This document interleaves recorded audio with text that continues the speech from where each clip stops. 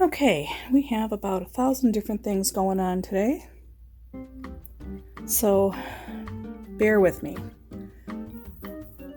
Situation number 1. We have our Sunstone that was in polish for 6 days, and then we ran it through a dawn bath. Ended up going overnight, so 24 hours in a dawn bath in the vibratory unit, which is ridiculous, but I have been ill, and so this is just what happens. And when life happens like this, it's nice to see see it on video. So what do you do if this happens to you? And it's like, well, we just carry on. So this has had a 5-minute ultrasonic bath after I just rinsed it off from the dawn bath, and it's a little bit cloudy, not too cloudy. So what we want to do now is take a look at it and see if the polish is where we wanted it. If the polish is not the way I want it on the softer stone, I'm going to switch out to tin oxide instead of the aluminum oxide. So it's a little bit of an experiment. So I will be right back. And we're back with our black Onyx. That was in polish for 3 days, aluminum oxide. And during that time, I did not think that the slurry was thick enough, and so I added a little bit more, like another half a teaspoon of polish, but it wasn't polish, it was pre-polish, so I had inadvertently contaminated the batch.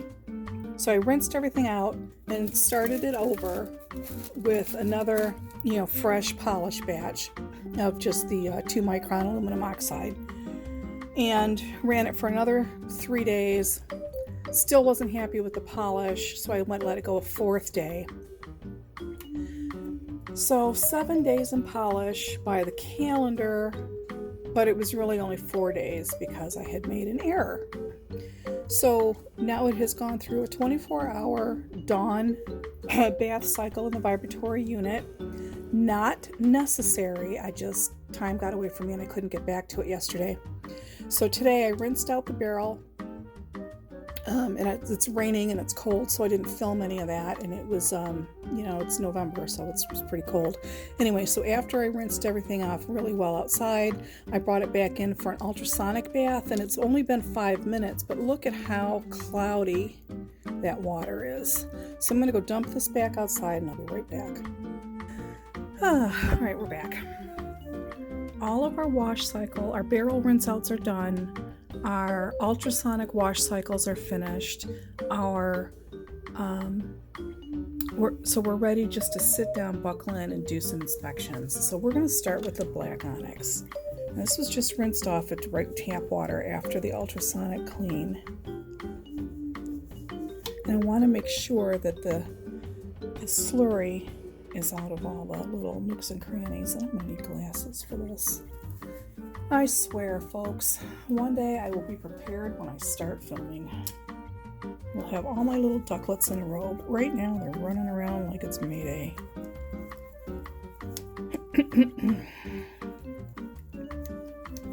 Alright, glasses are cleaned off. Now,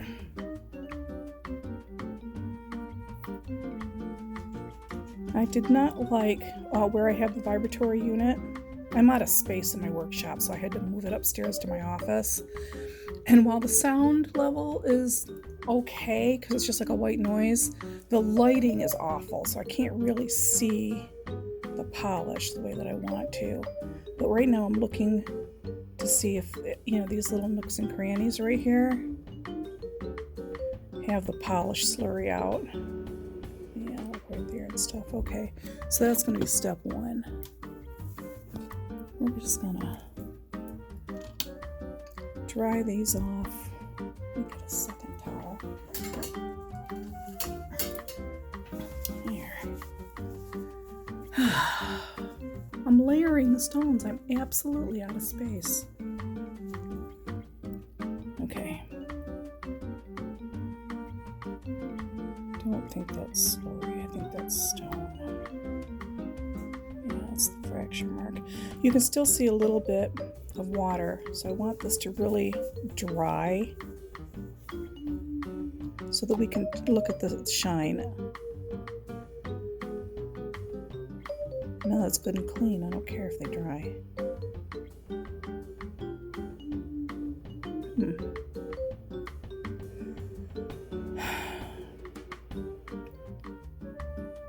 I mean, I think that shine is amazing. However, it just seems, well, you can see my finger in the mirror shine on this, that right here, this little section I'm trying to draw a mark on, could be shinier. It's like the edges are super shiny, that mirror-like polish, but I want that on the flat surfaces too. And it might actually be there, and it's just that the stones need to dry for a few minutes.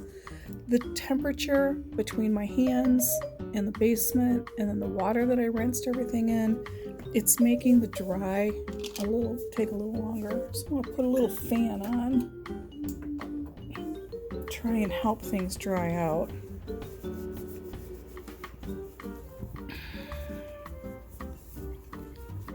This is a nice big piece.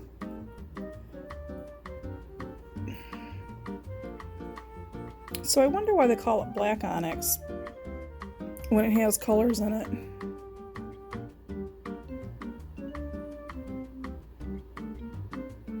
Wow.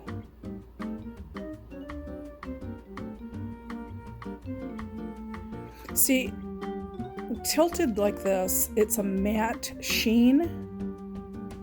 When you tilt it like that, you get that mirror glass shine. So I don't know which it is. You know, could it get better, or is that as good as it's going to get? And frankly, I am pretty damn happy with that. But I need to let these sit out for a moment. So I'm going to turn the camera off, dry these off, move some stuff around so I've got some room, and we'll get started. All right.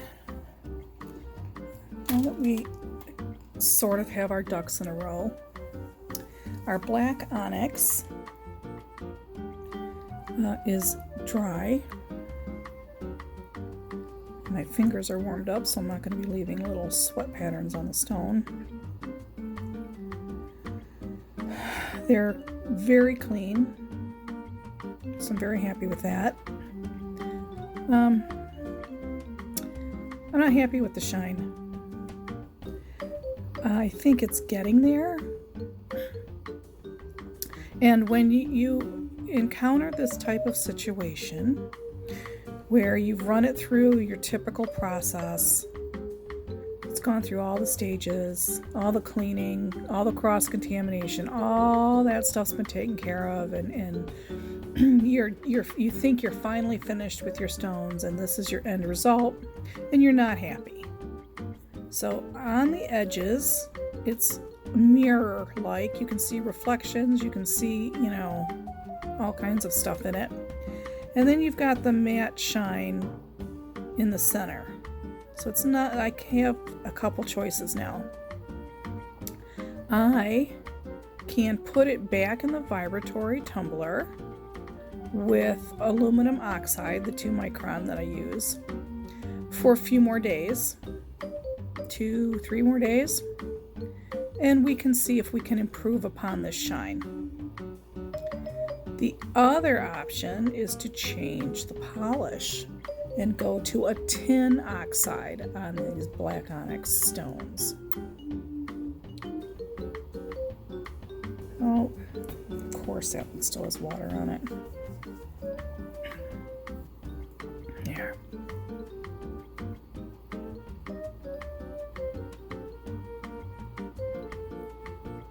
I am going to try the tin oxide.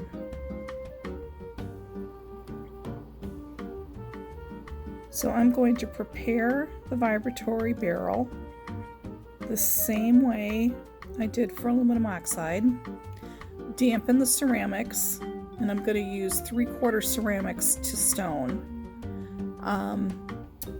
And then I'm going to put 1 tablespoon of borax to help with grit suspension and a thicker slurry. And then I'm going to put 1 tablespoon of tin oxide.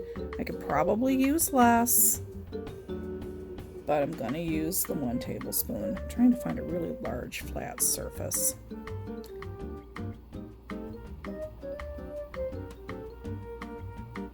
I mean, if I was a beginner, I would think that this was an amazing result. But I've been doing this a few years now, and I can do better.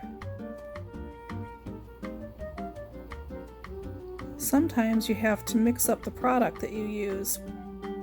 And there's like 4 different polishes, depending on the stone hardness and the type of polishing that you're doing, that are pretty good. So you've got your all-around aluminum oxide at 2 to 3 microns, excuse me, which is pretty generic and everybody uses it, and it's pretty much the least expensive. And then there's cerium oxide and tin oxide, which are more expensive. And then I can't remember for the life of me what the 4th one is, but a quick Google search will tell you.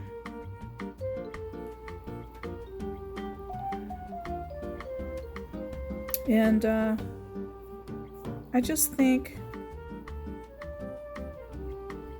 I can do better. Now, another option is to put it in the rotary tumbler. It just takes more days, and it kind of beats the stone up more, and I'd like to continue with the vibratory unit. So I have a lot of stone waiting to go into the vibratory tumbler. So I'm going to take my polish barrel, and I am going to turn it into a tin oxide barrel. It's drying out right now. I've scrubbed it clean. It's absolutely not contaminated with any aluminum oxide polish or anything, so I feel really good about that. The ceramic media has all been washed and dried and cleaned really well, and I've even gone through the ultrasonic cleaner to make sure that there was no anything in the water came out clear, so I was pretty happy about that. So very pristine everything going into tin oxide. And then we will run it for 1 day and then check it and then see if it needs more time. I just want to get a really good video of the surface here so we can do a comparison.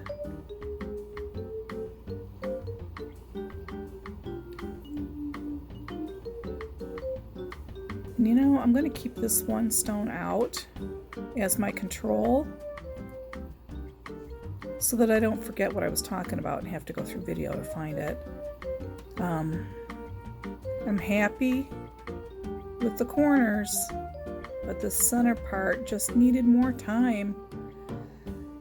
But I'm going to switch up to tin and see if that does it. Worst thing that happens, nothing. Doesn't get any better. So if it doesn't get any better, I'm still happy-ish. Alright, I'm not happy. I'm a perfectionist. I admit it.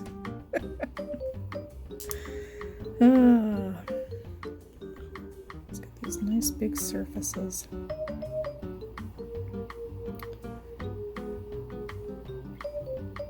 It's been a long, long, long journey with this black onyx.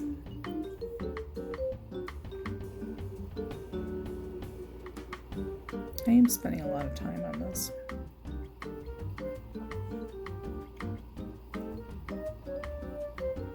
I mean, this is a really good shine. I just think we can do better.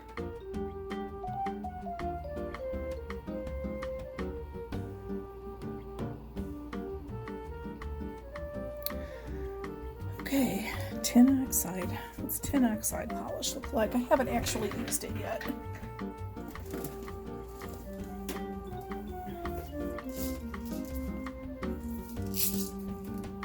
Oh, it looks just like aluminum oxide, sort of.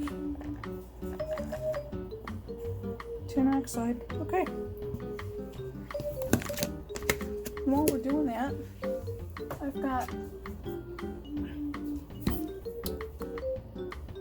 cerium oxide.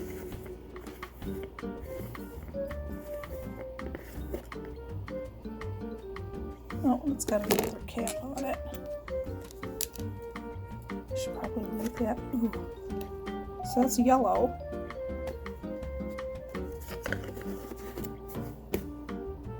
.9% purity. So I think that's optical grade. Oh, what do we have here? Oh, more of it. Okay, so I had 2 of those. All right. Good to know what I've got sitting on the shelf for 2 or 3 years here and never used. Let's get the barrel. All right. I'm gonna take all my black onyx. Oh, where was that piece I was going to hold out? It was a triangle shape. Here it is. Yeah, we're going to hold that one out. Alright, all these I'm going to put in this little bucket. I'm going to dampen the stone after we spent all that time drying it.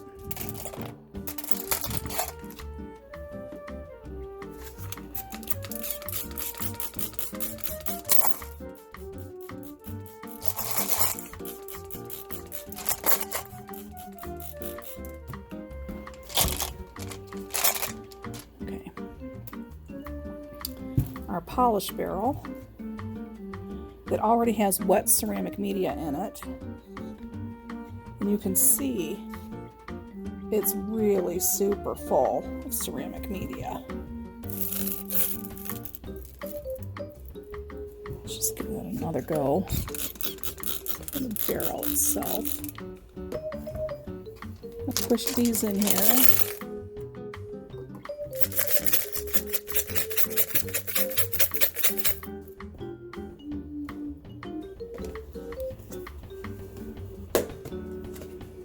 Okay, tin oxide, 1 tablespoon.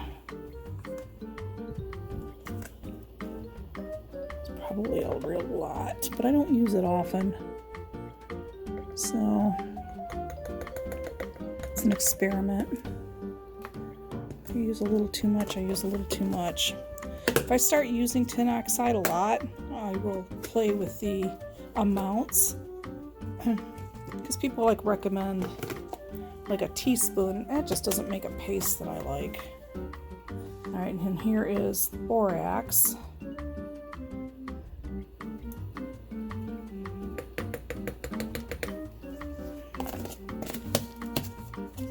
Let's clean the spoon. Dry it.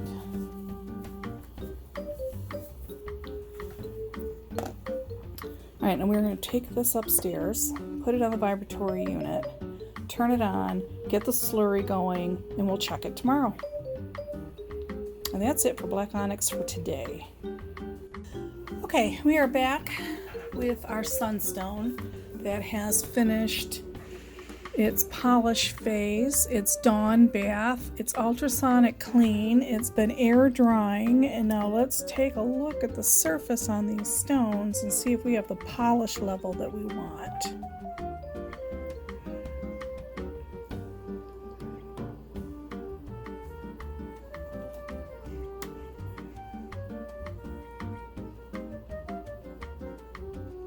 Wish we had better quality rough, but it's looking really lovely. Wow.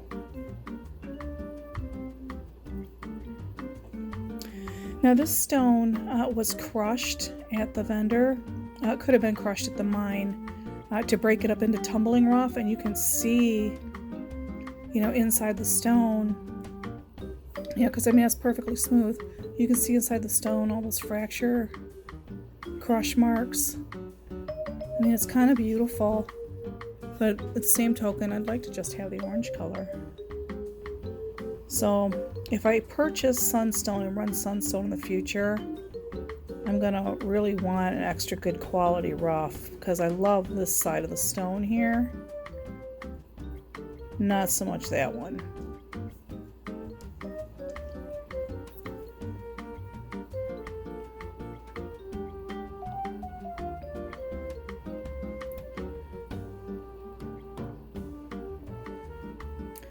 Now, I did brush this through the stages. I mean, I didn't keep it in as long as I would have wanted because I would have had no stone left. And you can see the texture on the surface. The smoother that texture, the better the shine. And even though we got a really good shine on this, it's not as good as it could be. But it's as good as this particular batch of rough could be. So I'm going to call this Sunstone project a success.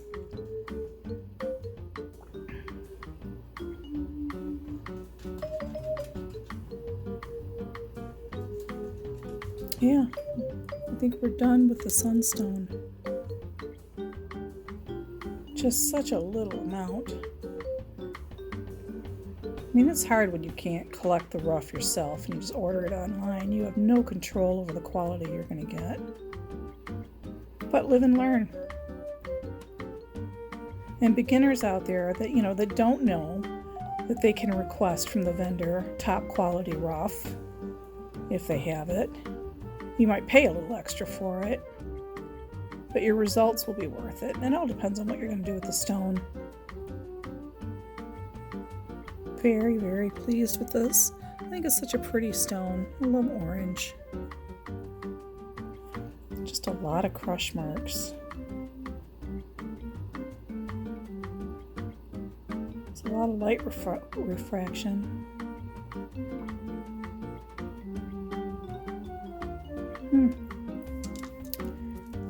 Okay. Sunstone's complete. Little tiny gems, little tiny ones. So the other items that were in this barrel was some moonstone, and we had run tan moonstone previously, a couple years ago. And these were the pieces that were damaged and needed more work. Trying to get some better light here. Let's see if I can move this over into the light.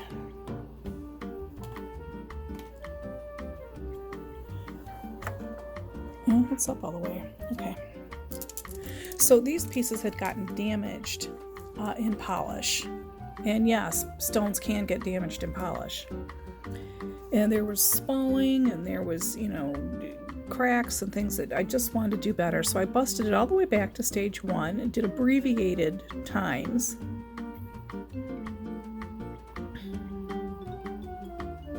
And I think the results are amazing.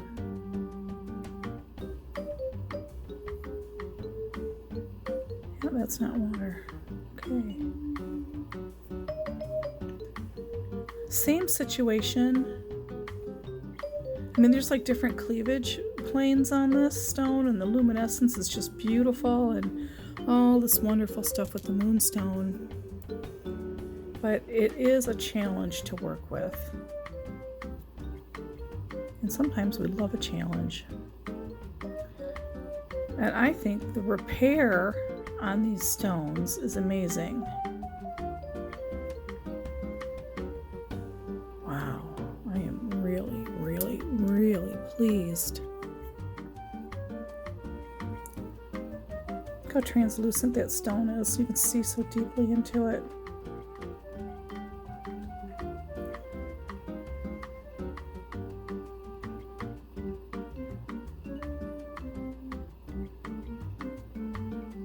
Is it chatoyancy?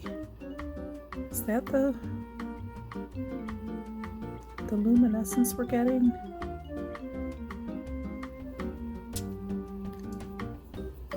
I love the variety of color in this moonstone.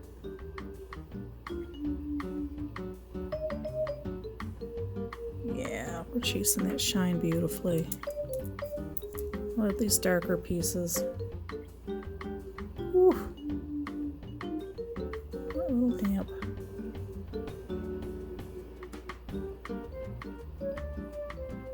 Nice and clean, that little pocket.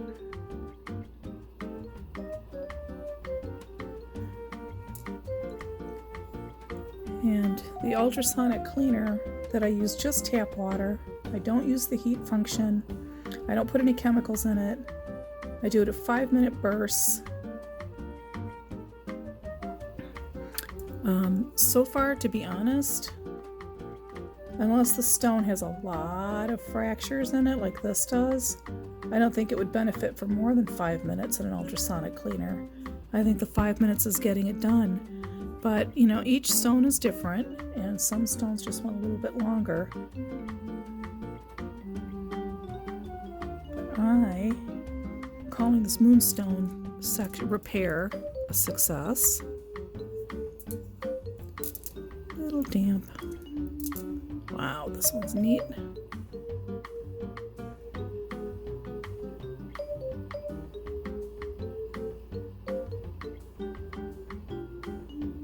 Just looks like it's running.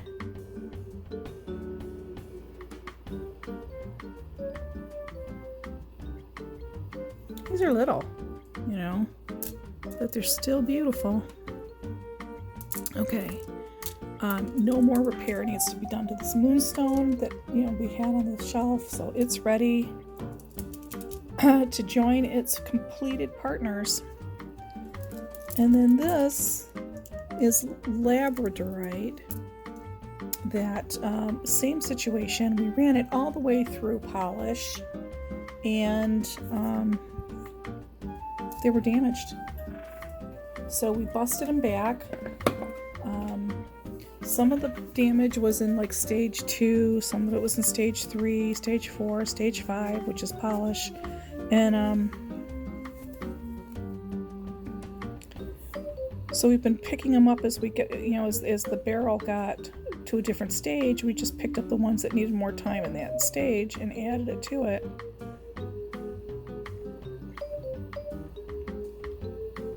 Labradorite. Getting a little bit of that labrador essence in there.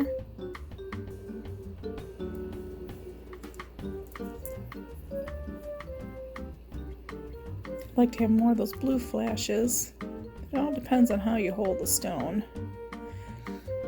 And the funny thing was, when you polish labradorite, each stage removes a little bit of the surface, and every time you remove a little bit of the surface, you end up with a different sheen. Just had that a moment ago. There it is. Whew.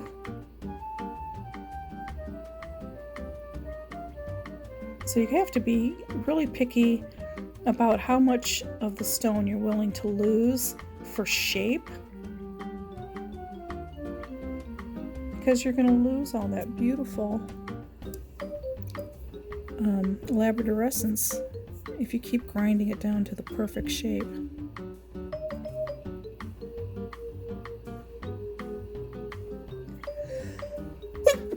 Oh, excuse me. That's a dark piece.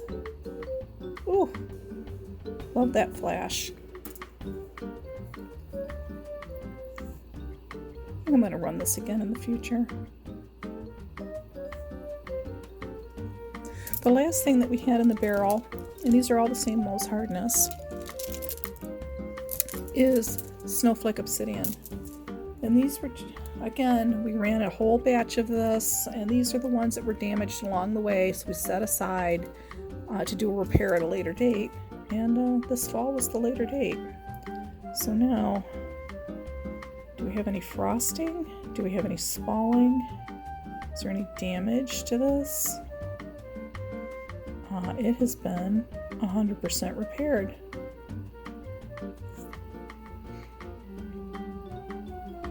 And you can see the ultrasonic cleaner got all the slurry out of that.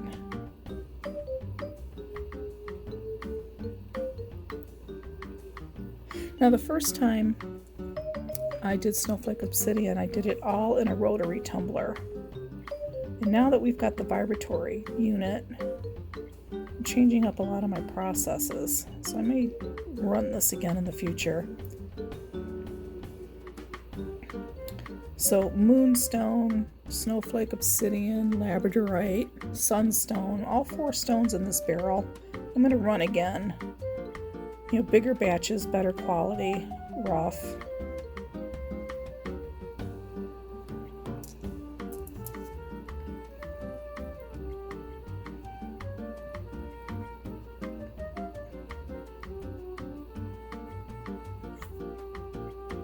Wow.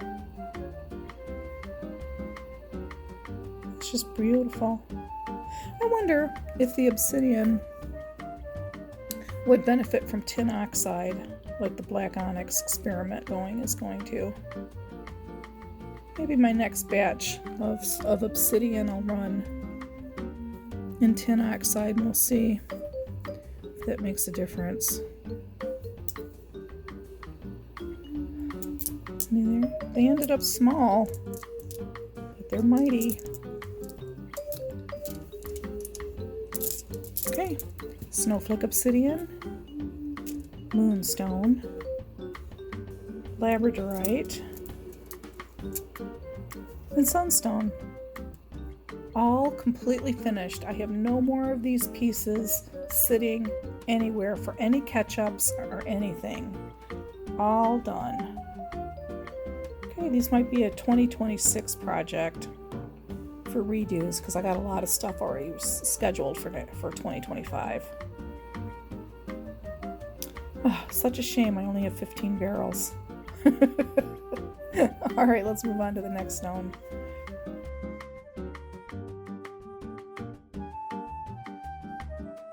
Okay, we haven't seen Sodalite for a while. We've been waiting for a barrel, and it has been through a dawn wash cycle, through an ultrasonic cleaning cycle, and now I want to put it in polish. So it finished 1000, looks really good. I like the surface feel. This is wet, of course, and I'm hoping to get that kind of a shine. But I want to place these in here. I don't want to dump them.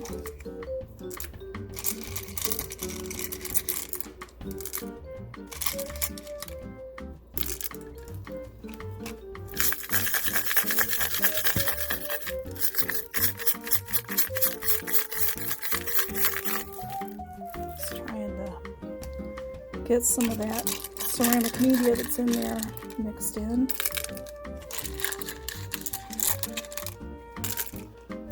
Put some damp ceramic media in here. So the Sodalite, we are not having any issues with. I'm very, very pleased. Got lots of ceramic media. Lots of cushioning.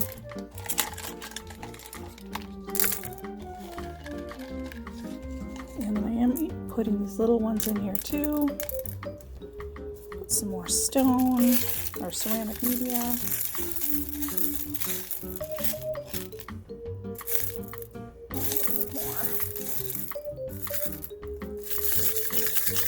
Whoa, that went flying.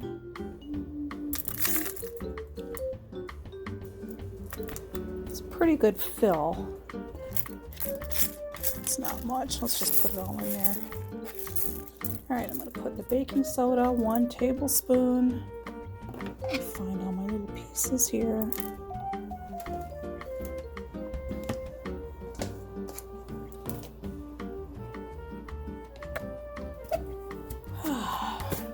Then all 3 of our vibratory units are going to be running polish barrels. We have black onyx in tin oxide. We've got a batch of miscellaneous ketchup stones that I just wanted to run through to get them off my shelf, are in polish with aluminum oxide. And now I want to check my notes. I didn't know if I was doing this in tin oxide or aluminum. I'll be right back.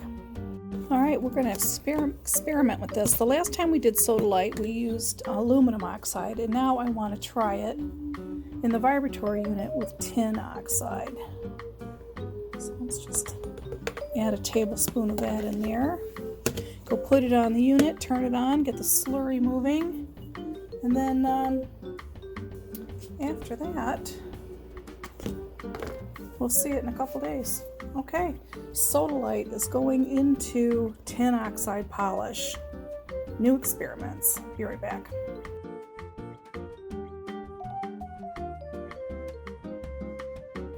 And we're back with our barrels that are in stage 2, sometimes referred to as medium stage.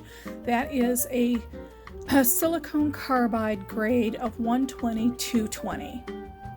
And in stage 1, we use the harder, more coarse grind of grit of 6090. So now we are on stage 2, and what this does is it not so much grinds the stone or shapes the stone, but it smooths the surface more.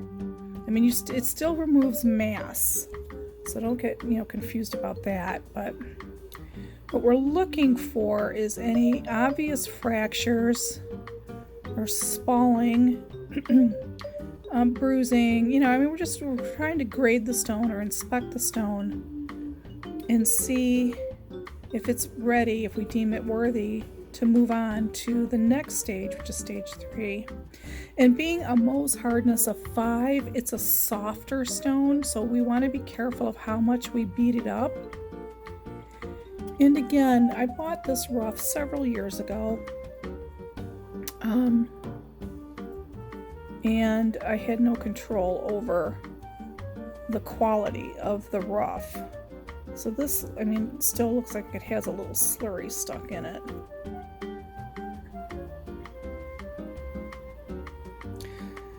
If it goes back into medium, it does not need a wash cycle.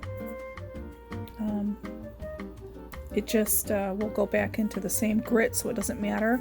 If it moves forward to stage 3, it's going to need a better cleaning cycle. And there's 2 or 3 different ways to do a cleaning cycle. I can put it back in a rotary barrel with some ceramic media for cushioning and some Draft Baby detergent and borax, and run a clean cycle. I can do 2 or 3 of those till the water runs clear, and then it's ready to move forward. Or I can put it in the ultrasonic cleaner for like 5 minutes with no additives, and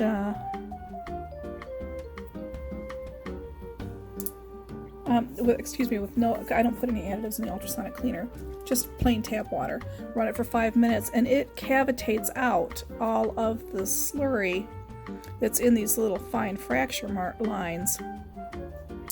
And then it's ready to move forward. You have to be careful. If you have not put a particular stone in an ultrasonic cleaner before, take a particularly fractured one and do a test run with that one stone. If it blows apart, don't put the rest of it in there. If it handles the cavitation process fine, then go ahead and clean the rest of your stones in it. Saves a buttload of time, and it's gentler on the stone than tumbling it and having opportunities for it to beat up in the wash.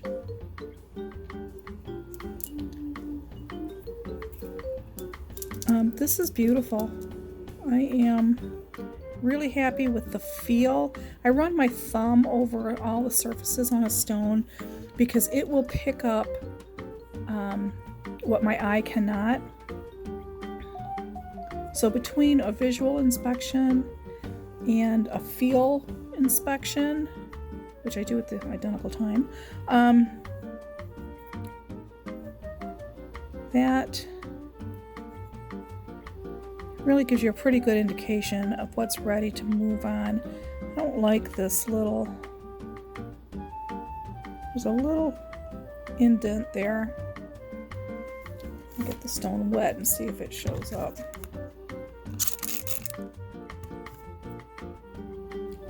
Sometimes you can see it in the shine. Yeah, it's a little rough spot. I'm not sure I want to send that to 500, but I'm also not going to hold this one little tiny stone back for another run in medium. So we'll put that in the maybe pile. So far, it's the only one I've had that isn't worthy. Again, not the best quality rough, but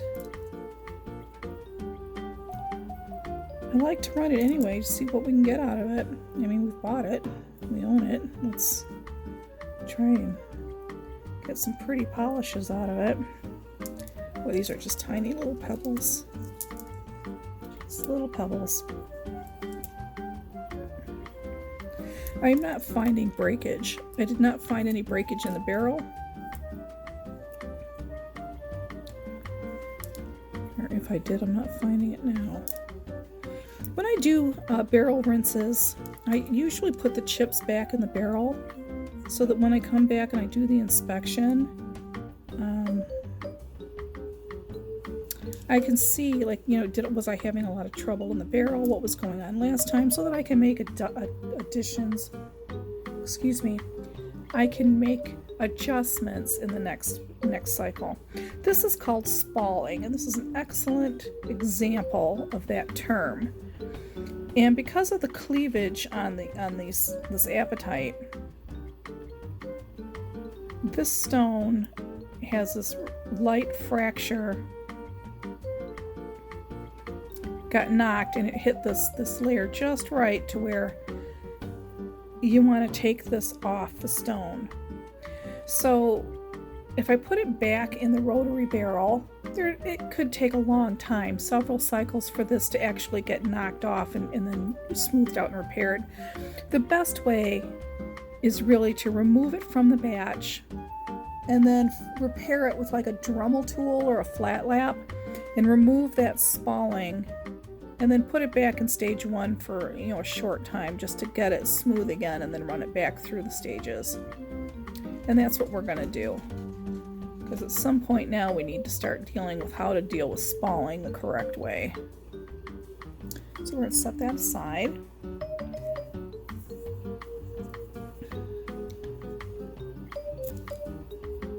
You know, this one's kind of like spalling also.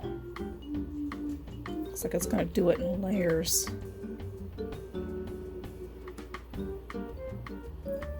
We're going to get the Dremel tool out. We might as well do all of them. These are just little pebbles. Softer stones will lose a lot of mass in stage one. It's just something to be aware of.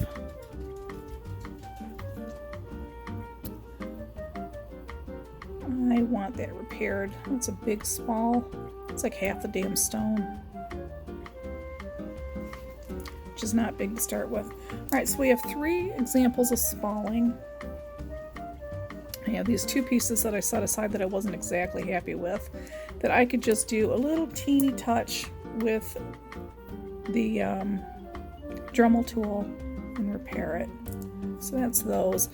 This is all ready to go to 500. And because I am not going to use the Dremel tool situation this winter, it's going to have to wait till spring. So I'm not going to hold this whole project just for those 4 or 5 pieces. So I'm going to put this in an ultrasonic bath by putting it in just a clear plastic container.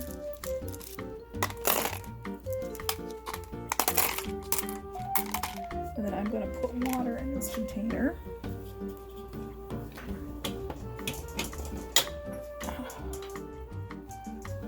Oop, must have hit that by accident, sorry. Just plain tap water, just until the stones are covered. I don't need a lot, but it does need to be completely covered.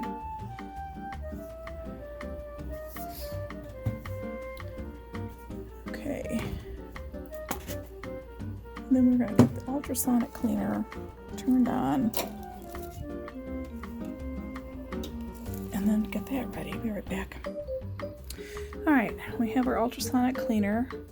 This is the heat function. I don't use it. I never turn the on button on, so it just kind of sits here. This is the timer, and I have it set for 5 minutes. And I have just plain tap water in the container. And then in here is just the Apatite and water. And as you can see in here, the difference between the water line and here, I just want to make sure that the cavitation's correct. So I want to have the water in the barrel, in the unit, taller than the water that I'm cleaning. All right, I'm going to turn this on for 5 minutes. It's going to be absolutely horrific sound. I will mute it. And then when it is done with its 5 minutes, we will take a look and see how dirty that water is, to see, no matter how clean it looks, what was stuck in the nooks and crannies.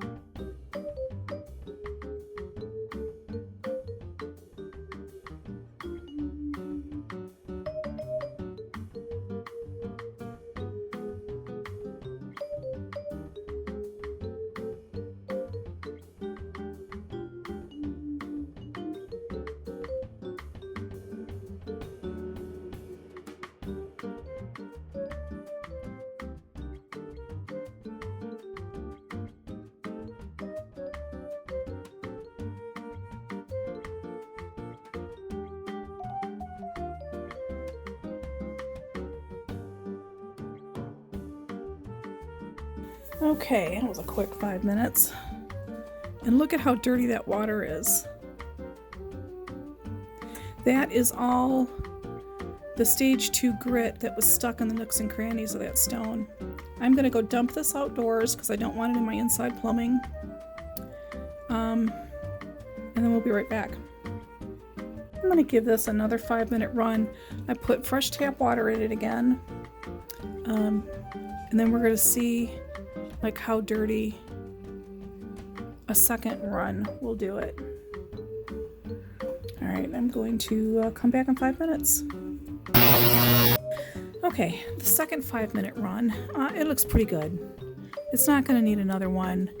I'm going to do the same thing I did before. I'm going to rinse this outside, come back in, and then we're going to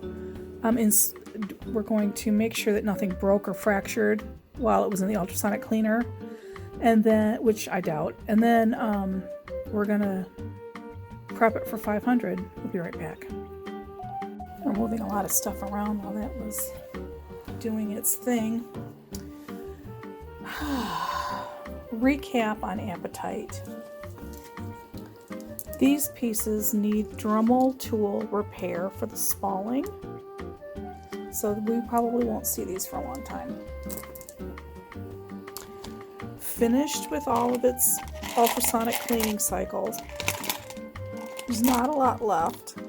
It was in our 1.5 pound barrel for its stage 2, which it's done now, and I'm going to move it to 500. I do not have a vibratory tumbler available right now.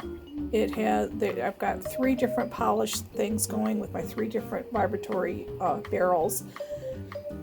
We have nothing in stage 4, and I've got a lot of stuff that's getting ready for stage 5. So I'm going to have to find I've got a lot of stuff here that's like ready to go to 500. It just needs wash cycles. I found some more White King's quartz. Shame on me. We already ran it, and I misplaced this, but now this has to get run. This is just to get cleaned up. Our moss tree agate is ready for medium, so let's not talk about that one. I don't want anything that's ready for medium. I just want stuff that's ready for 500. I have some miscellaneous stones. There's some red tiger's eye, some blue lace agate, some quartz, piece of amethyst, all ready for a wash cycle and a move to 500. I have rose quartz ready for 500. And these are just pieces that have been repaired previously. So I need to figure out what's all the same Mohs hardness and if I have enough to put a barrel together. Or maybe the Apatite's going to have to wait a week until I have a barrel open. So let me go figure that out and I'll be right back. Okay, we're back with some green Jasper. It has had a 12-day cycle in stage 2, medium, 120-220 silicone carbide grit. And we want to see if this is ready to move on to 500 yet, or if it needs more time in medium. Now all the shaping has been done that we're going to get, but we really want a nice smooth surface moving forward. Now we've decided to accept these cleavage lines right here instead of trying to tumble them out. And with the ultrasonic cleaner, I'm not worried about these little nooks and crannies collecting slurry and moving it forward and contaminating, because we're going to do an ultrasonic clean. It's looking pretty clean right now though.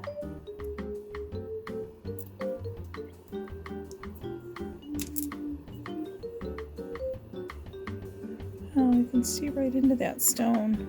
Isn't that cool? I mean, it's still wet from the barrel clean out, but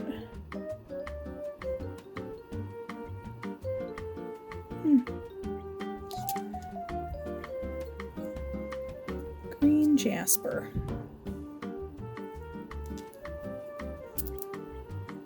This is a different matrix, a different stone material, host rock, whatever you want to call it. You can see it's a little bit porous. I'm curious to how that porous texture is going to polish, because you can see this darker green is really smooth. See, the texture is smooth versus porous.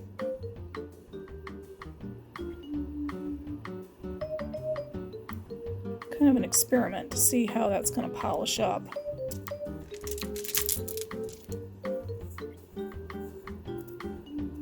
A lot of quartz in this Jasper.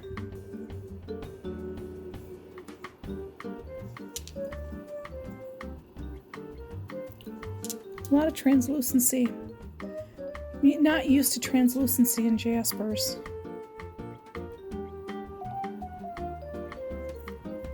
Which makes me wonder if I've accidentally mixed up some green tree moss agate with this.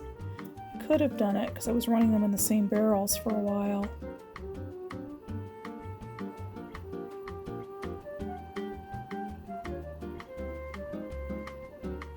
This is going to be a beautiful stone.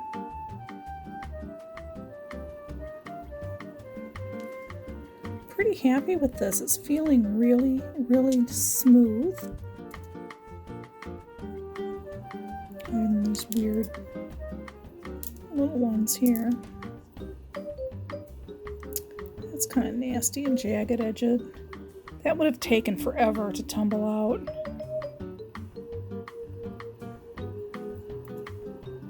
That's something that could be repaired easily with a Dremel tool.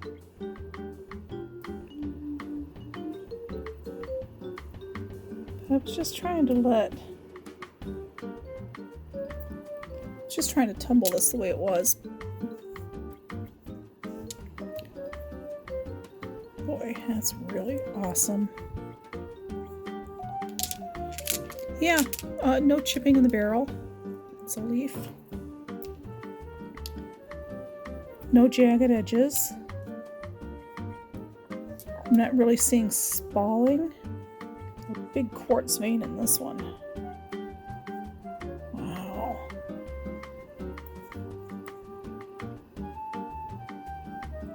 Yeah, I think this stuff can move to 500. So we're going to put it in the ultrasonic cleaner for 5 minutes. And then when I get a barrel that I can run all these in, I will. I think this is going to sit for 3 or 4 days until I have a barrel open up, because all my vibratory units are full. It's kind of funny, things are catching up to the vibratory unit. It's like things were just in stage 1 forever, and now it's like now we're waiting on barrels. It's crazy. Okay, this is full, covered, and let's put it in the vibratory unit, or in the ultrasonic cleaner. Set the timer for 5 minutes. We've seen this stage ad nauseum, so we are just gonna run this. It'll be ready for 500 when a barrel becomes available, and we are now done with all of our stage 2 barrels, and when we come back we'll be dealing with our stage 1 barrels. Okay, we'll be right back.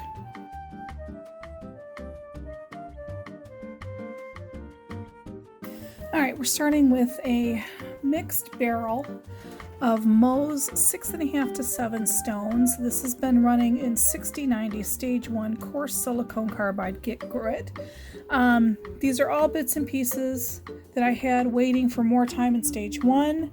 This is our Dalmatian Jasper that we've been running, and this is the last of it that we wanted to get ready, and we've got a whole bag ready to go to medium. So we want to see if this stuff is ready. It's looking lovely. And we did have some other things in this barrel to make up volume. There was no breakage in the barrel, so that's nice.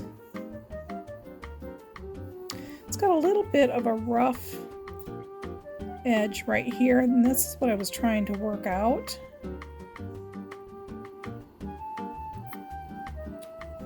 don't know if I really want to keep giving it more time in stage 1. It's almost like a spall.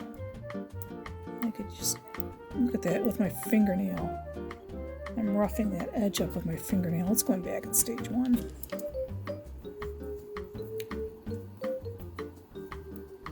Same situation, little spall mark. Yeah, those can be repaired in a different way. I don't want to keep beating it up in the rotary tumbler. I'm gonna actually take all those and put them on a Dremel tool repair. That's lovely.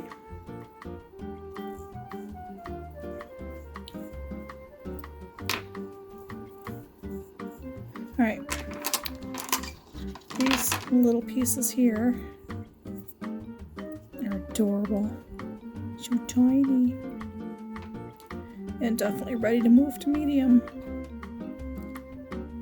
And I'm just going to take that tiny little piece and put it in our Zen Garden barrel. I'm going to set these aside for a Dremel repair. These are going to move to medium.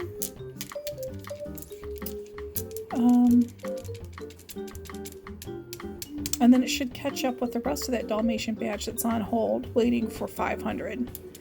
Okay, we'll be back in just a second. Alright, so real quick, other stuff that was in this miscellaneous barrel. We had a couple pieces of Spiritite that I was using as barrel filler, because I was never really happy with these. And I think I'm just going to leave these 2 stones as barrel filler. Here is some blue Aventurine that was in for repair, and it's lovely and ready to move to medium. There's this whole fracture line here that I was trying to work out, and I think it's just going to continue to erode if I leave it in stage 1. That fracture goes all the way through. I'm going to go tap it with a chisel and hammer and see if that cracks. Be right back. Okay, that was super fast. did crack. Had a couple of little pieces flake off. I'm going to throw those out. This is what I wanted it to do. It split exactly in half. And now I'm going to put this back in stage 1 to smooth out these edges. So that goes back in a stage 1 barrel. This has a lot of spalling on it, so I'm going to put that in my Dremel repair pile. Some things I was trying to repair in the rotary tumbler instead of using other tools. So, you know, if you're going to be a rock tumbler, you're going to have to use other tools besides a tumbler to get your results. And so we're just going to have to start pulling those tools out and showing what we're talking about. Lots of damage on this stone. Natural damage is just pitting. I think this is green tree moss agate. It's got some really deep holes in it. And if I clean it really well, I think I can just move, move it forward. But polish, and it's just, and you see there's grit stuck in there. Let's keep that wet. Let's keep it good and wet in that vug pocket. I'm going to give it another week. I don't know what I want to do with it yet. Alright, all of our notes. Oh, lovely day. Alright, let's keep going. Green tree moss agate. Anything ready to move to medium. It's a lovely side. Pitting. Pitting. Pitting. Spalls. I was hoping that would get knocked out in the tumbling process, but it's just faster.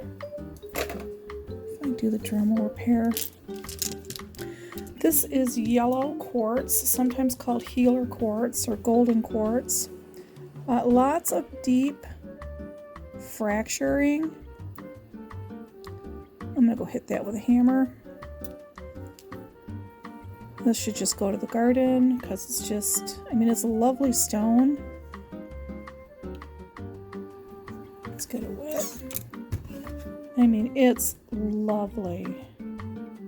But there's so much internal fracturing. You know what? That surface looks pretty good now that I see it wet. It feels pretty good. It just looked awful when it was dry.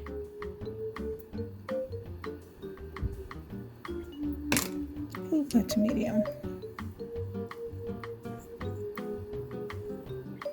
Feels good. Feels good. Feels okay up until this point here. That's a bad corner. That whole corner could be considered a spall.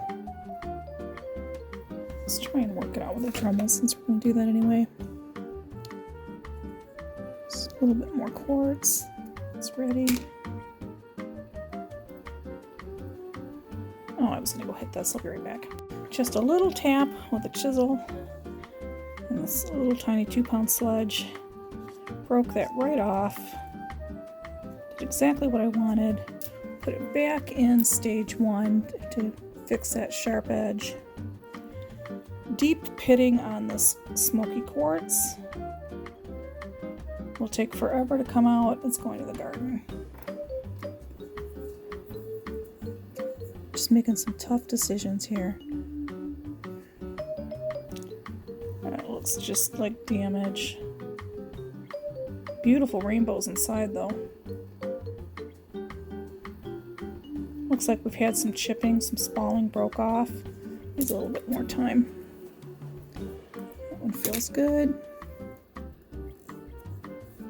Feels good. Nope. Nope. I think I'm just going to keep some of this stuff as barrel filler.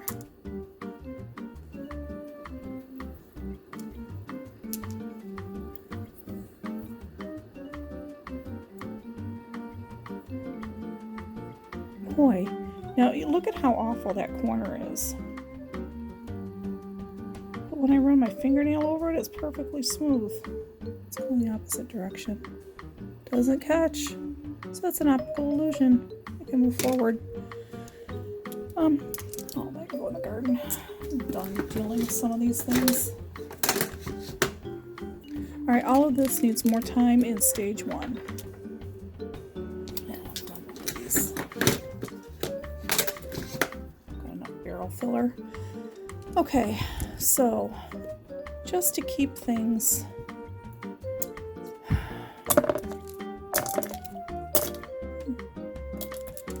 this is obviously not enough to put in a barrel. I'm just putting it in here to hang on to it. It's just stuff that needs repairs.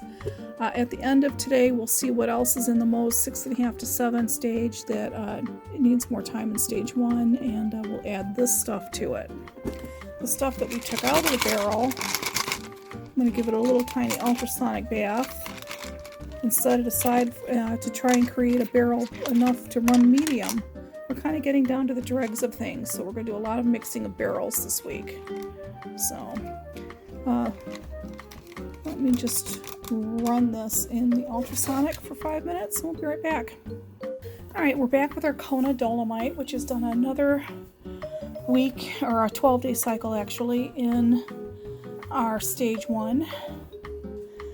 Mo's in stage 1 6090 core silicone grit. There is some porous portions on this surface that I'm not really happy about on this particular stone. It's not on this side, but it is on this, so that might not polish well. This is a really soft stone. It's a 3.5 to 4 on the Mohs scale. We have pulled some pieces out to hold for medium, and we're just hoping these catch up.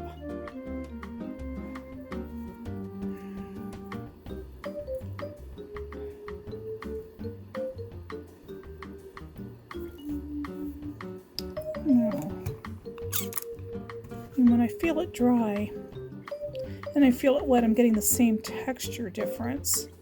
Like on this dark Jasper, I think that's going to polish. But the rest of that looks like host rock. I don't know if I want that to go another week or not. Well, that feels good. That can go to medium. These little tiny ones I put in, that's going to the Zen Garden. Well, that's adorable. Let's see if that makes it through polish.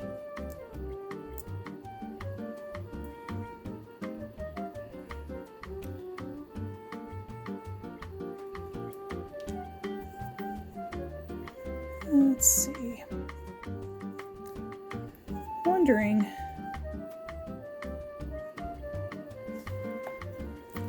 I don't know if stage 2 is going to smooth it out. If it doesn't, I can always bust it back. Oh, I love the black lines in there. I'm not crazy about the natural fracture line on that corner. It's not holding grit, so it's good and clean. But there's a lot of porous in here. A lot of sparklies in there. I wonder if it's mica or grit. Yikes. Let's give that another week. That can go another week. So you see how pale pink they are? Dry. And they are almost lavender when wet. It's really beautiful. If I would have known this Kona Dolomite would be so pretty, I'd get a whole lot more of it.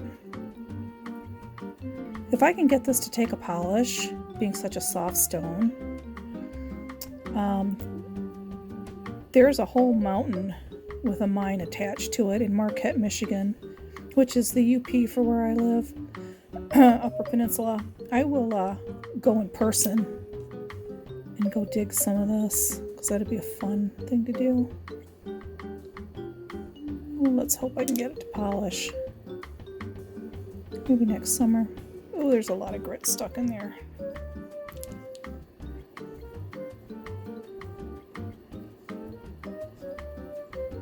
And there's some grit stuck in this too. And if grit's sticking now, let's just give that all another...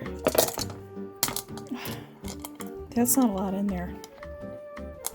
I need something really soft to put in with this to get it to continue. These pieces are ready to go to medium. So we'll just add them to this little pile. Put this on the hold shelf. Okay. Oi. I don't think I have anything else this soft that I'm running. I'm gonna have to figure out how I'm going to continue this. Alright, we'll be right back.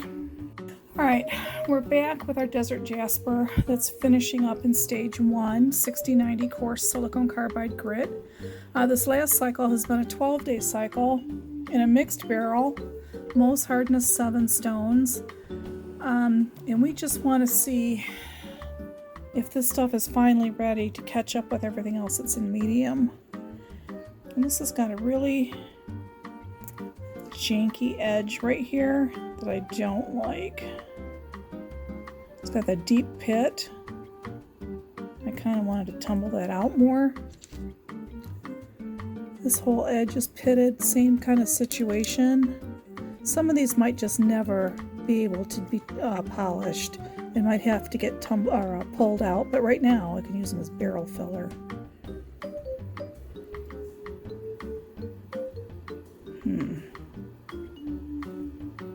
Yeah, that's okay. I'll go to medium.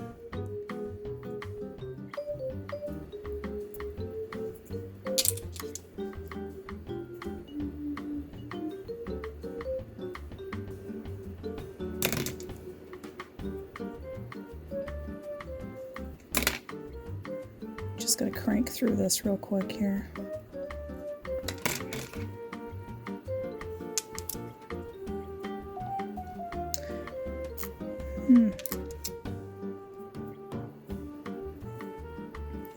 Just a couple little pockets in there that I think after an ultrasonic clean it can just move forward.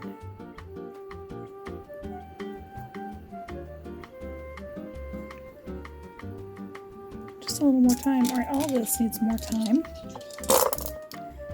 So that is it for our Desert Jasper. We're just going to have to run these pieces for a little bit longer. I am going to have another barrel running in stage 1, so I think we're just going to end up combining a bunch of stuff to get this to go. Let's see, we have our Desert Jasper right here that's ready to go to medium, and we've got, these couple of pieces that we're going to add to this bag. And we're just going to keep splitting it until we finally get them all done. And we'll run them all together. So that's it for Desert Jasper. I'll be right back. Alright, we're back with Spider Jasper. It has just finished a 12-day cycle in stage 1. It's been running, I think it had like 2 other cycles before that, so it's been a while. We are seeing the sharp edges are gone. It's not sharp anymore, but it's also not really shaping and getting that round look that I wanted. There is a high potential for undercutting that's happening here. I'm not sure this stone is ever going to get an actual polish. And because there's no chipping in the barrel, there's no breakage, I just don't think this stuff is ever going to do anything else. I'm going to put it in a wash cycle in the ultrasonic cleaner, and then I'm going to move it to medium, and I'm going to see what the texture on the surface is after that. This is just going to be a straight up experiment. I have no idea what to expect with this Spider Jasper. It's definitely 2 different materials in here, and you can see this pattern is what you could call undercut. It is below the actual surface of the other stone, which I believe is just red jasper. I could be wrong. I'm not a geologist. It is by no means I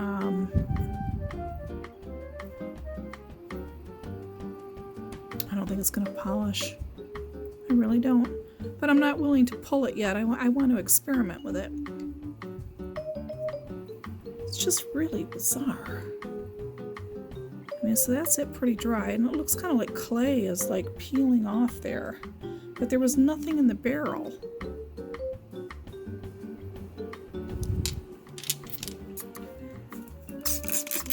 Looks pretty wet. I'd like to get that kind of a shine on it.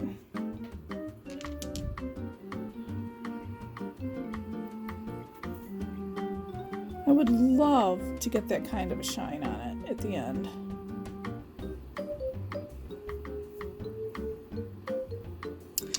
Alright, let's put this in the ultrasonic cleaner. We've seen this step a dozen times. I'm not going to videotape it. It's too loud. It hurts my ears. We'll put it in for a 5-minute cycle. See how dirty this water is. It's too much. We're going to do 2. There we go. We'll fill both of these. We'll let it run. And then we will prep a barrel, put this stuff in for medium. Alright, Spider Jasper is moving forward. We'll be right back. Okay, we are ready to go through our crushed Prairie agate that just completed a 12-day cycle in 6090 coarse silicone carbide grit. And let's see what's ready to be pulled out and go to medium. This is a huge vug pocket and is not really a flaw.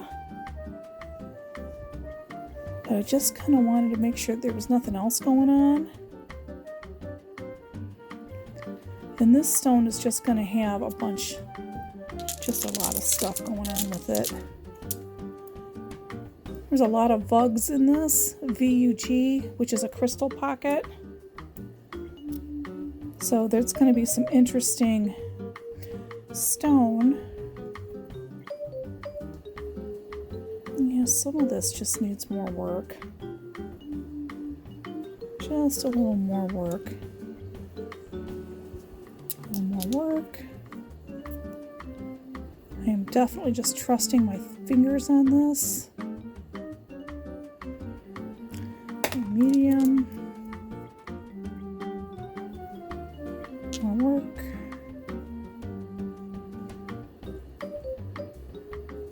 More work. Ah, we had a chip in the barrel. So something broke.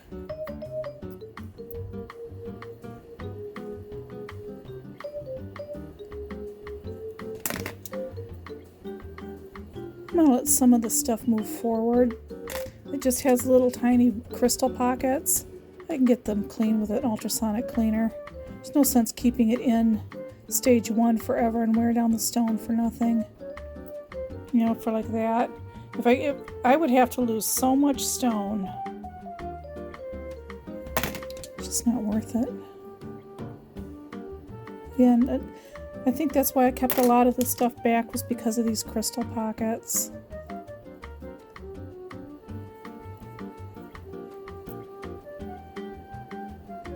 Take a little bit longer.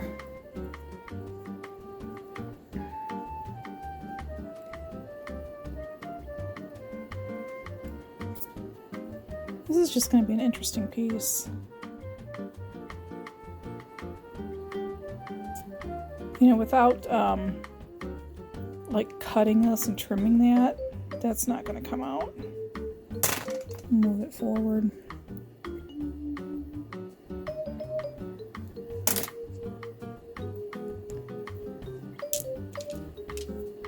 I'd like to find that piece that had the break.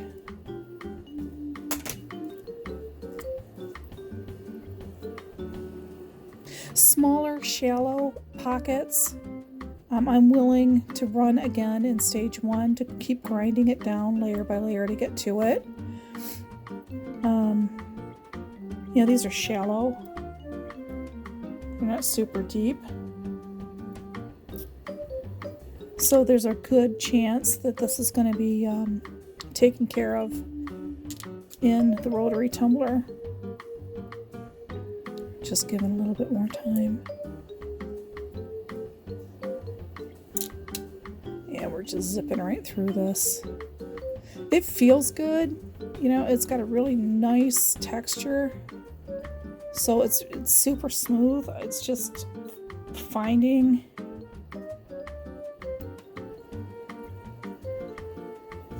in these crazy patterns, trying to find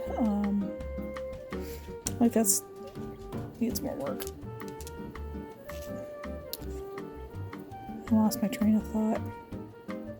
These are feeling really nice and really smooth, and they're nearly there. Nearly there.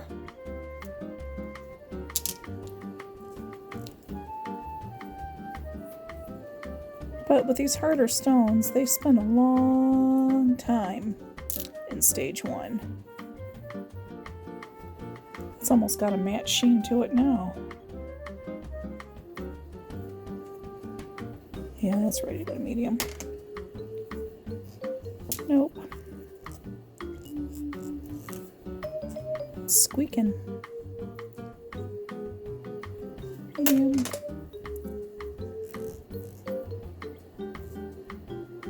Nope. And nope. Alright, so these I'm going to give another week in stage 1. And I think I have some stone that I can put in this barrel to help fill it, because this barrel is like under half full. These are removed and ready to go to medium, so we'll just set these here in this bag. It's waiting. Put this on the hold shelf. Okay, we need to find stuff to fill this barrel, but we've got some more to get through. All right, be right back. Okay, we're getting close to the end here. So now we have some blue lace agate that I was just restarting because I wanted to see what the polish was going to look like in a vibratory tumbler, because we did this completely in a rotary before. Now this has only been one 12-day cycle in stage 1. And I just know the whole thing is going to require more time. And then I had a couple pieces of bloodstone that I just wanted to get off my shelf, and so I put it in here as barrel filler. So like this is just like the bloodstone. This is not like a project that we're running. This is just cleaning up the shelf. So I just know those are going to take more time. All this host rock. I'd like that to come off. I would like to grind through some of that. Yeah, there was no chipping in the barrel, which I was surprised about. These were just really big pieces that I just did a quick cut on the tile saw. You know, split them in half so they'd fit in here.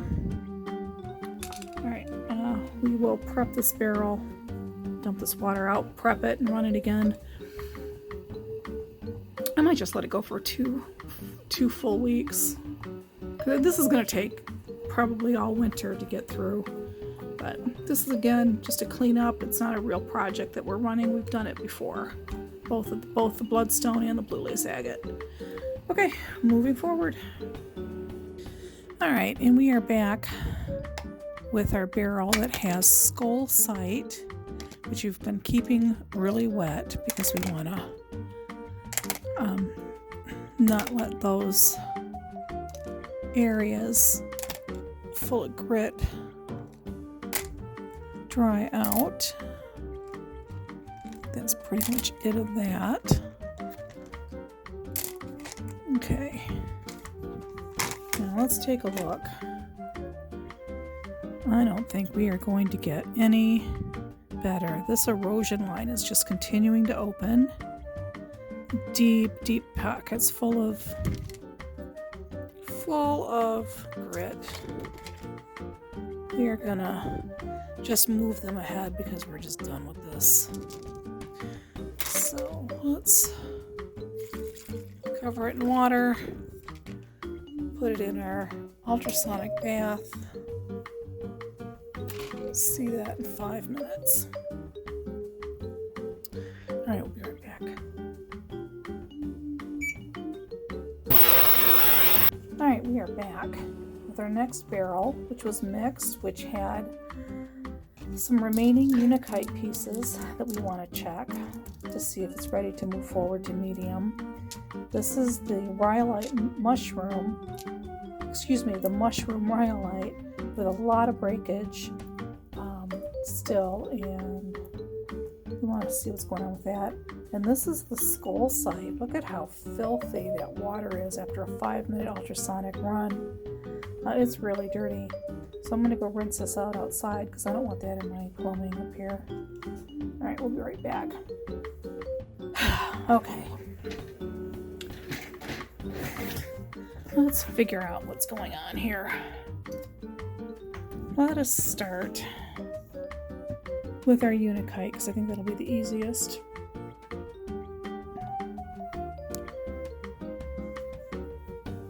Let's see if I can plug this in and get a flash.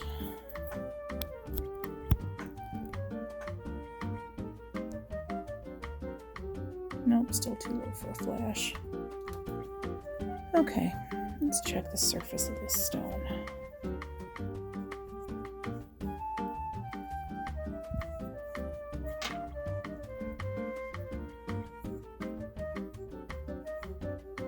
Still not 100%. Here's some deep, porous little pits in here.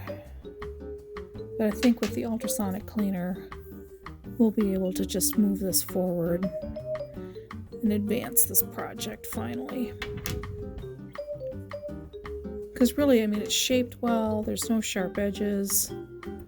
There's just like some undercutting here. I should just pull that piece out.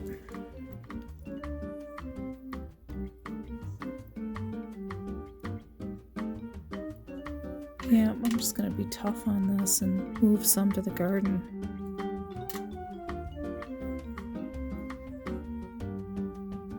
I can move forward.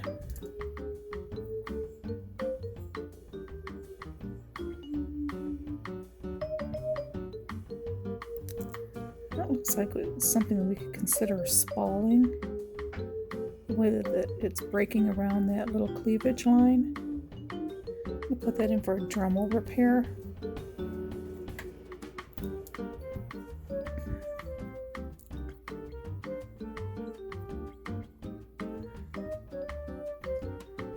I mean, I just really don't want to keep grinding that in stage 1. Just make the stone smaller and smaller. That little fracture line, I have so much Unikite, I'm just gonna put it in the garden. Same with this one. And if I just cut this tip off, I could save the whole rest of the stone.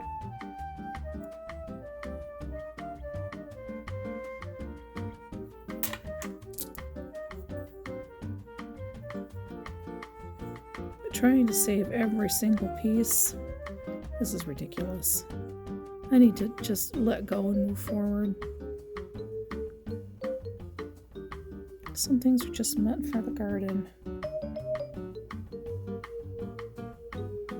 See, it's like I just know that will eventually come out. Eventually. Just a little zip with the Dremel tool. Just get rid of that little blemish. Then I can move it forward. This is so lovely. I just love the pattern and the color and density, but it has enough little pitty flaws. I'm just going to let the garden be beautiful instead of making myself crazy tumbling it. All these just had a little bit of undercutting issues. Okay, all of these, in all honesty, could probably be saved if I really wanted to invest more time in stage 1, and I don't. So I'm just going to put this little handful of Unakite in the garden and be done with it.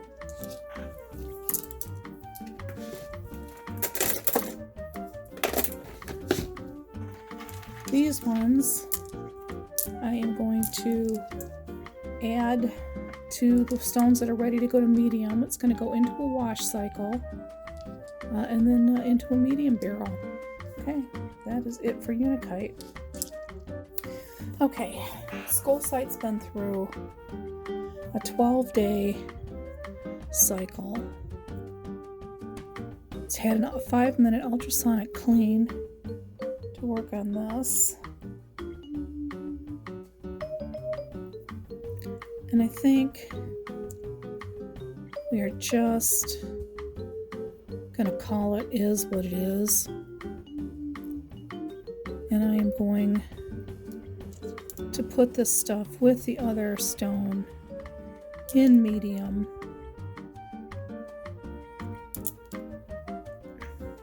I'm going to pull that one out.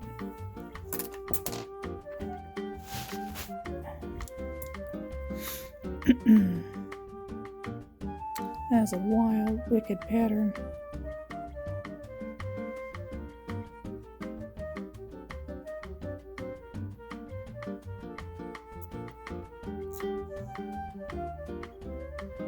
I know this is a grit catcher, but we did ultrasonic clean it. God, look how good that came out. The more this stays in stage 1, the more it's just going to erode.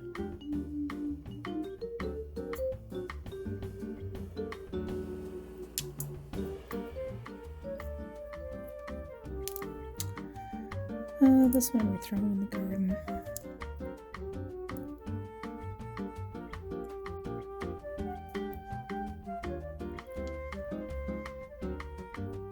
I take these 3 to the garden.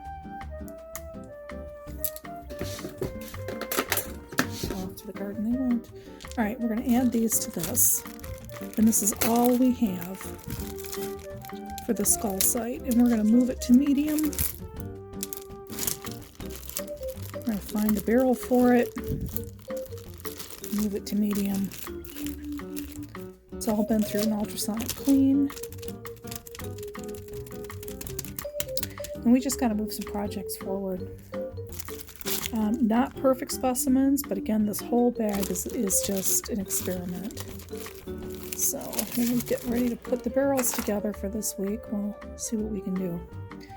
Okay, I'll be right back. Now we're back with our mushroom rhyolite. We want to see if any of this is ready to move to medium. Last week we were only able to pull out one little piece. That was it. Let's see if we can get anything else to add to it this week. This is really dangerous looking rough. It's only a 5.5 to 6 on the hardness scale, but the way that it's crumbling, you know, we are just getting a ton of little tiny pieces. You know, it's breaking off and then shaping, you know, all these little pieces.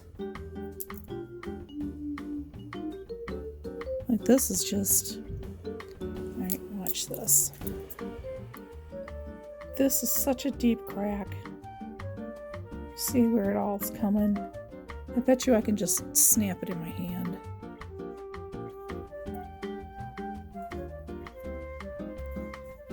Well, I'll be damned. It didn't break. I thought for sure that would have broke. It'll break if I tap it. Alright, these little tiny chips. I have a little project I'm going to do with them. So let's just pull these little pebbles out.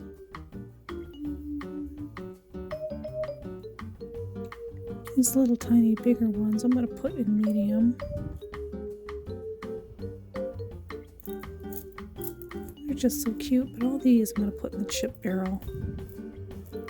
So I have a chip project happening. surprised this isn't breaking more because it really looks all damaged. That is an awful rock. Patterns are so pretty, I don't want to give up on it.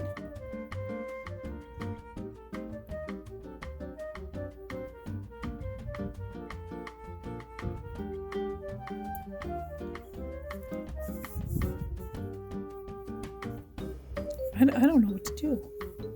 It's like we can keep running it in stage 1, but I don't know if it's going to actually like do anything. Like this really should have been pre-shaped. I shouldn't have left. I thought that putting this in stage 1, it was going to grind down and shape, and it really just breaks off. It doesn't really shape traditionally. So I don't really know how this is going to turn out. Every piece has some massive fracture line in it.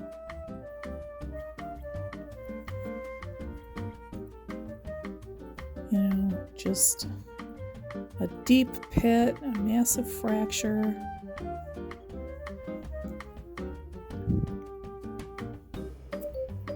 Other than the colors and the pattern, I don't know if it's going to have any saving grace, you know what I mean? Like, look at this. Just deeply flawed, deeply fractured stone. I mean, I bet I don't know. I hate to just bust this one too.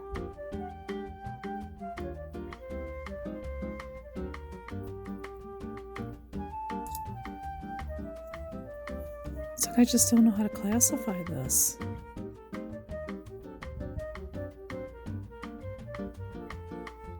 It is all deeply damaged. Now, kids are going to require a lot of work externally, like with other tools and whatnot. I don't want to give up on it.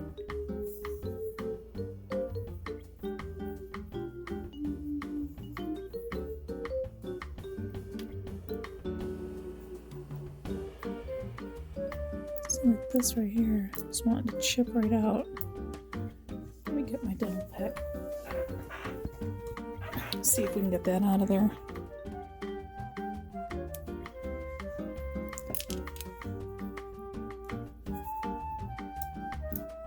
Yeah, see, we're just gonna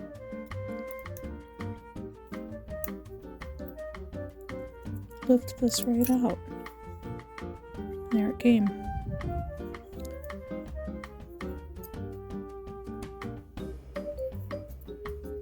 See, I mean, there's just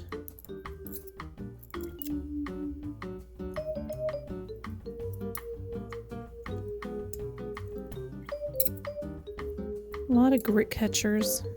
I think maybe the ultrasonic cleaner can get a lot of that out. This is really stumping me. I mean, I did, when I was on the tile saw, I just cut it into sizes. I wasn't really worried about pre-shaping or any of that. Whatever, my lesson.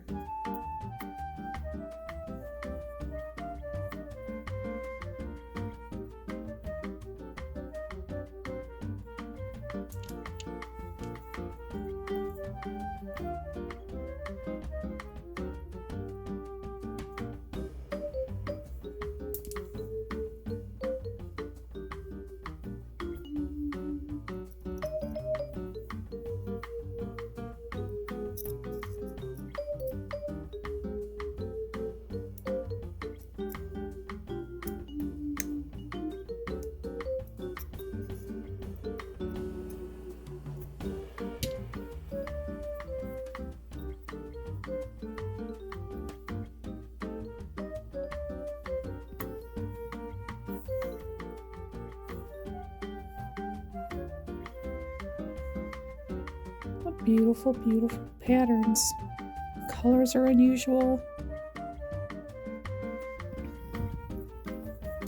Oh, this stone's just wonky. Crazy all over the place.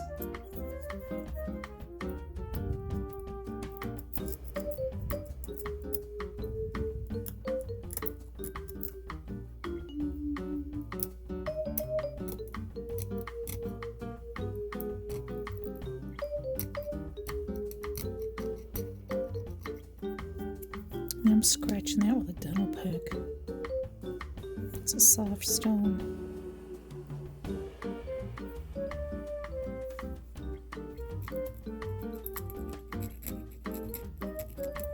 Yeah, that was dried grit.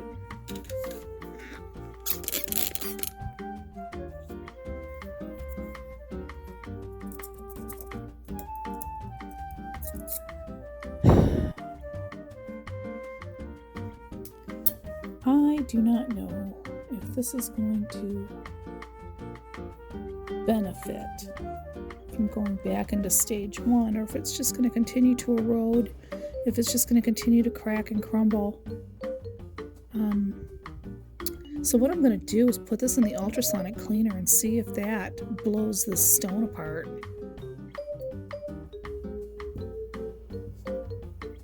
Yeah, let's do that. Let's see how much more of this breaks off before we make a decision on what we're going to do with it. Okay, we'll be right back. Interestingly enough, after 7 minutes, 6 minutes in the ultrasonic cleaner, it did not break apart. It did not continue to fracture. It did not do anything but turn the water a cloudy red, which was interesting. So we're going to just put it in medium and see what the hell happens. Let's just run a bad batch of stone through the stages and see what the results are. Doing it deliberately makes me feel better. I don't know why. All right, we're going to prep the barrel for medium. Be right back. Last barrel we have for this week to do a grading or inspection in is Purple Aventurine. And it's a 6-pound barrel, which is now under half full, so I think we can move it to a 4-pound barrel, the 4.5-pound barrel, to continue this on. This is all the Aventurine we had left on the shelves. There were a couple pieces of really big pieces of peach Aventurine that I'm just putting in here to get rid of. When I say get rid of, I mean, just to take it off the shelf. Alright, and then there's a big piece of rose quartz as well that I wanted to go ahead and move forward. Tape on me still. Okay, let's just take these out because it's going to need more time in stage 1. And I have barrels that need filler that are most hardness 7 for stage 1, and I'm going to stick these in those. So we're going to run the Purple Aventurine all by itself. Be right back. Okay, Purple Aventurine. This is a project we've already run, but the last time we ran it, it was all in a rotary tumbler. And now I want to see what the difference is going to be between running just the silicone carbide stages in a rotary tumbler and then all the aluminum oxide stages in a vibratory tumbler. I'm going to see if there's a difference in the polish at the end. So we had some chippage in the barrel, just to be expected in stage 1. It's only run one stage 1 so far, and that was a 12-day cycle because I ended up with bronchitis. Excuse me, that you can hear in my voice. So we're going to be prepping the barrel to go for its second stage 1 run, but we're going to take a look at it and kind of inspect the stones, kind of see what we're dealing with, seeing if we have things that we need to just get rid of now. Things that need to be broken. And what do we need to do here? Might still be too early to tell that. As you can see, there is a lot with Aventurines, a lot of cleavage cracking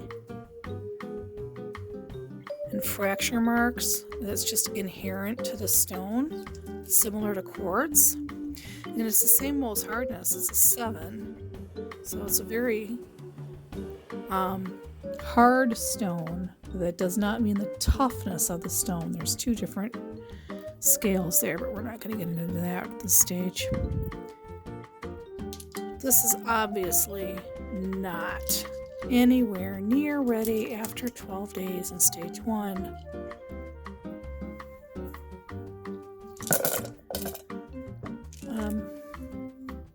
To be splitting the batch or anything. I just wanted to take a look at it and look at the different purples. Kind of see the condition of the rough, what we're dealing with. With winter coming, this is mid-November. The weather's starting to turn. We're in Michigan, so it's going to be really hard to clean barrels outside. So I'm going to be a little bit more judicious about what I'm going to be tumbling. Like you can see the spall on here. This is the fracture all the way around. It should probably get knocked out with all this stone hitting. It's a nice deep purple on that one. Some of the shiny on here is mica.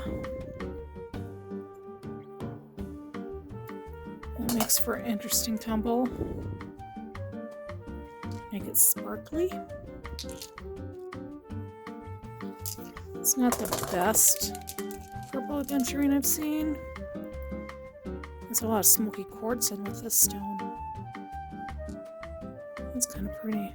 It's kind of got windows opening up to see the purple.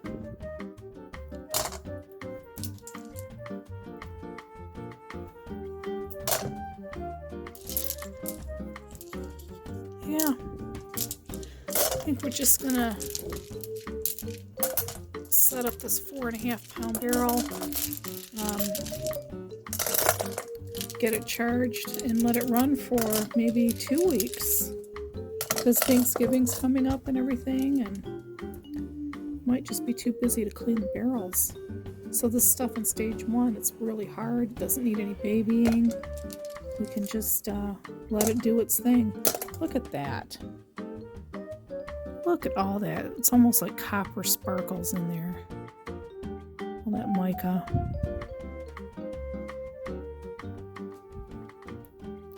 That's really pretty. Alright, let's see how much stone. We went from a 6-pound barrel to the 4.5-pound barrel. And seriously, I'm thinking even that might be too much. It's about half full. I'm not putting any ceramic media in here from filler. I just have a sinking suspicion it's too much for a 3-pound barrel. But let me go pull a 3-pound and we'll see if we can fill it. Be right back. Okay, here's our 3-pound barrel.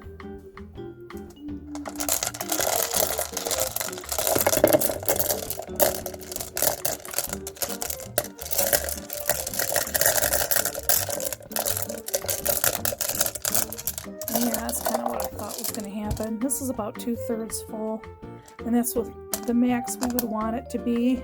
And there's still that much stone left, so let's just run it in the 4.5 pound. I have other stones that I need to run in stage 1 that is a Mohs hardness 7, so I'm going to put those in this barrel to help fill it. This is going to be the fun part this week, is all the moving of stone. Find out just how many barrels we'll have running afterwards. Alrighty, let me go grab some Mohs hardness 7 stones that need more time in stage 1. We have that barrel that had the blue lace agate in it, and then we have some peach Aventurine, a couple of leftover pieces we can put in there. It's a big rose quartz, but I might just pull it out. These are big ass pieces of blue lace agate. And I don't want to lock this machine up.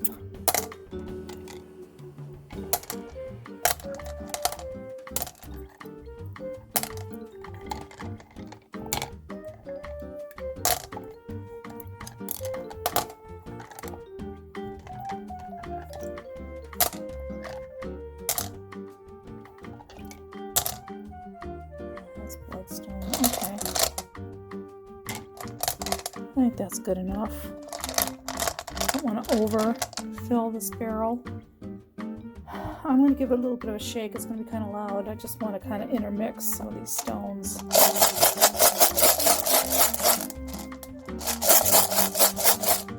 There. That'll give it a little bit better. A little bit better maneuverability in the barrel. So we have blue lace agate and purple Aventurine in here. 4.5 pound barrel. Put 2 baking sodas in here. 2 tablespoons of baking soda. I want a nice thick slurry.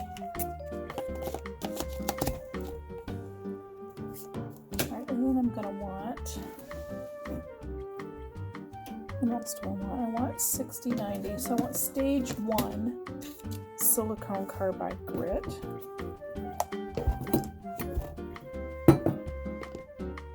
Stage 1 60-90. Oop, I just spilled a bunch out the back. Damn. Okay, 1, 2, 3. It's a 4-pound barrel. 4 tablespoons?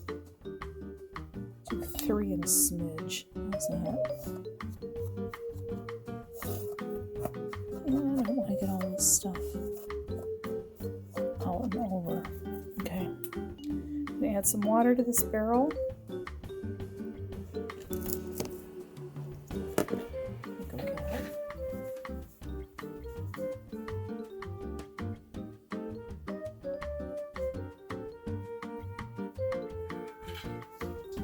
Why would I ever be prepared?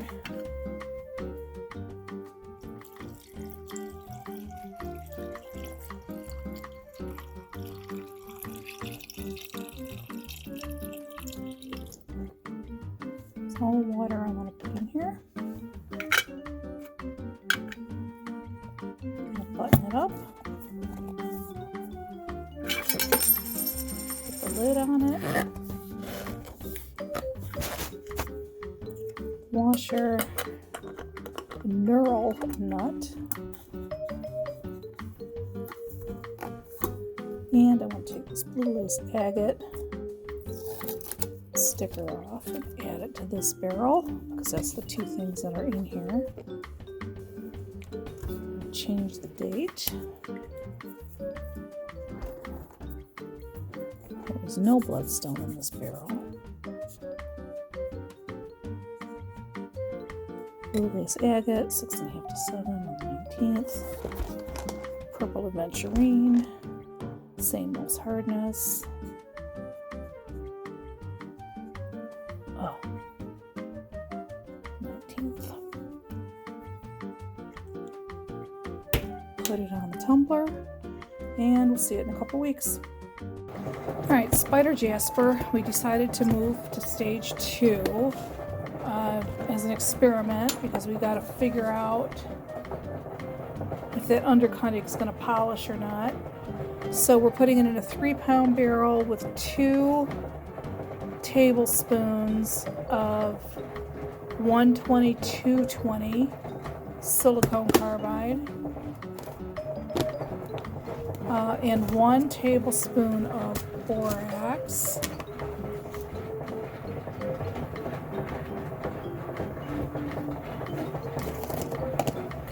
Water.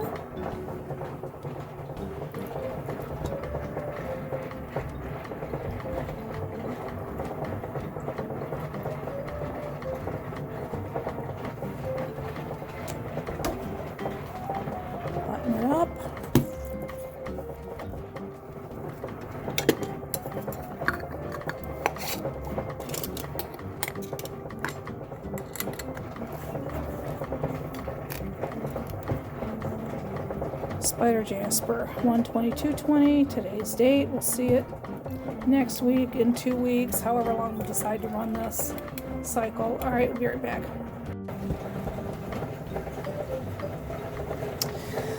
All right, our little 1.5 pound barrel has our green tree moss agate, which is ready for medium, and we didn't have enough in there to fill the barrel, so we're adding these last couple of pieces of Dalmatian Jasper that also need to be run in medium, and they're the same Mohs hardness. So we're going to put 1 tablespoon of borax in our little tiny barrel, and then we're going to put 1 tablespoon of the medium 120-220 silicone carbide in our 1.5 pound barrel. We're going to add a little bit of water.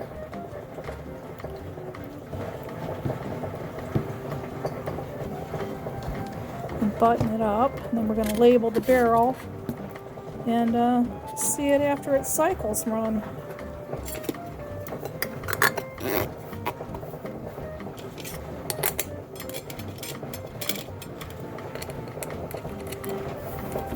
Okay, let's put this on the barrel, or on the tumbler. Okay, we'll be right back. Alright, we are combining some stones to make up the volume in this 3 pound barrel. We have the remaining crushed Prairie agate, a couple pieces of peach Aventurine, some green moss agate, and some desert jasper. And we are just finishing all this up in another run of stage 1. So we are going to put in 2 tablespoons of our 6090 coarse silicone carbide grit, 1 tablespoon of borax,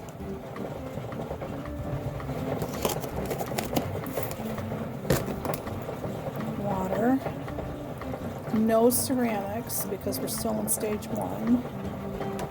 Too much water. Let's button this up.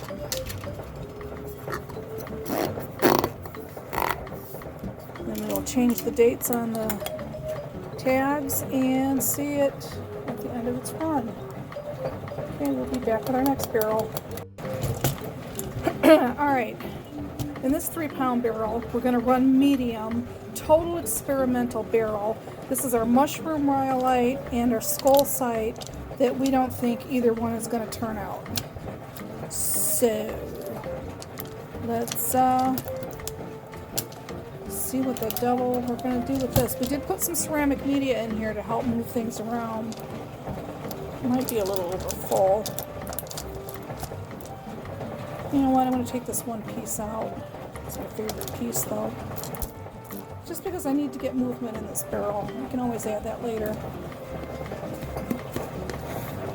Alright, 1 tablespoon borax. We're going to want medium.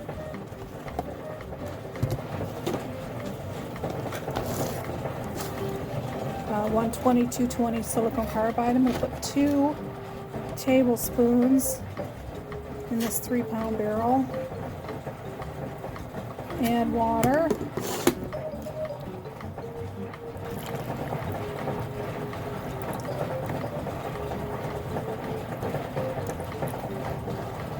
Oh, I have no hope for this barrel. Let me grab a lid.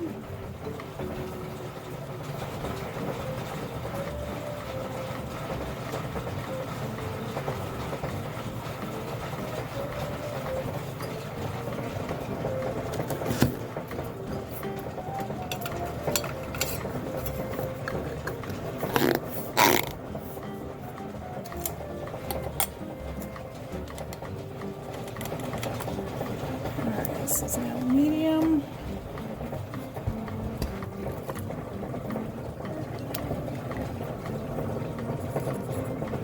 It's in medium. Today is the 19th. Then we're also putting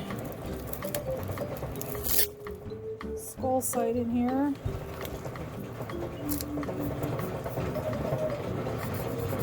medium. Today's the 19th. Okay. God help us. We'll see how this experimental barrel works out. All right, see you next week.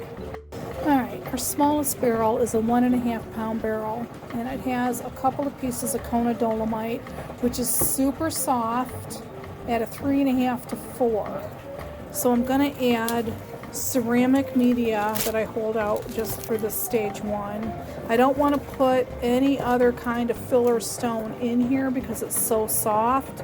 And even though the ceramic media clocks in at a Mohs 9, it doesn't have the density to damage these softer stones. So I'm going to add quite a bit to this barrel because we need the filler.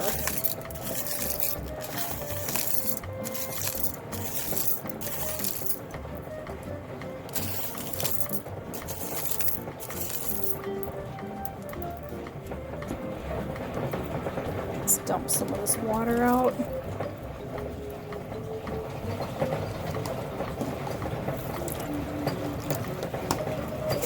Shake, put the lid on it and give it a shake.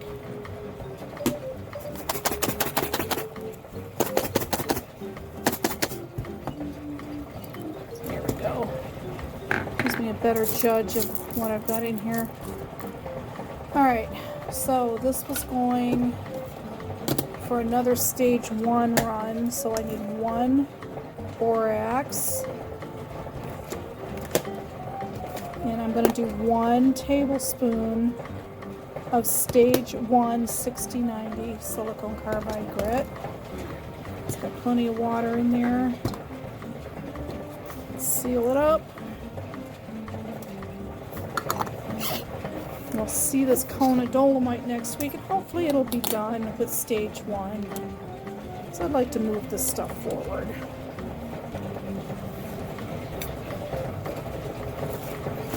Let's just fix the date.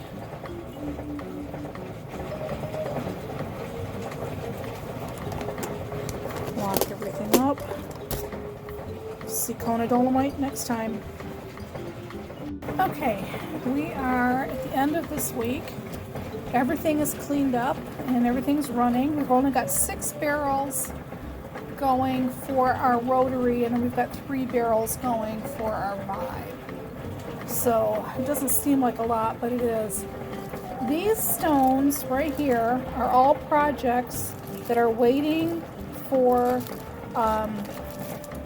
the vibratory tumbler, all of these projects, and they are waiting to go to stage 3, 500 aluminum oxide in the vibratory unit. So we're kind of waiting for a barrel to open up.